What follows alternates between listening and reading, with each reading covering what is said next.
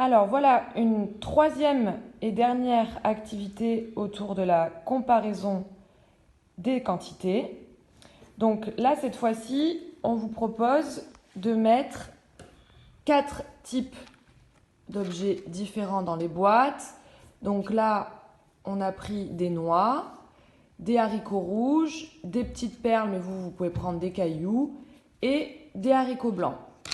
Donc, votre enfant va devoir disposer les quantités sur la feuille de façon à les comparer.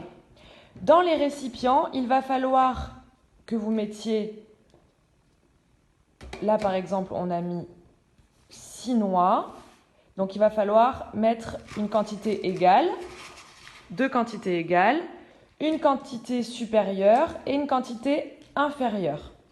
Donc votre enfant va placer les objets les uns sous les autres. Attention, il faut vraiment prendre garde à ça. L'erreur qui peut être commise est celle-ci. Donc, ce qu'il ne faut pas faire. Là, vous voyez, les objets ne sont pas alignés. Donc, il faut vraiment mettre les objets les uns sous les autres. Sinon, ça fausse la comparaison. On installe les objets.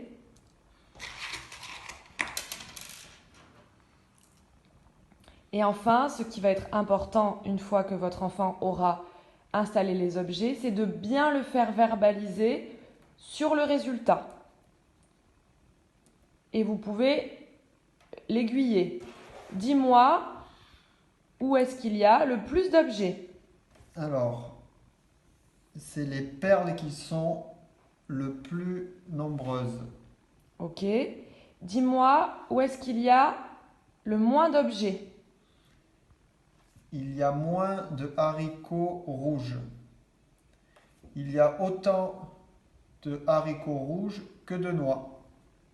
Voilà. Donc là, vous voyez, il y a une quantité supérieure, inférieure et égale. On peut dire aussi, il y a plus de haricots blancs que de noix. Il y a plus de haricots blancs que de haricots rouges.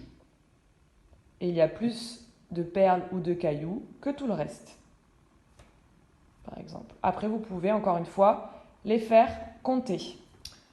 1, 2, 3, 4, 5, 6, 7, 8. Il y a 8 haricots blancs. Et ainsi de suite.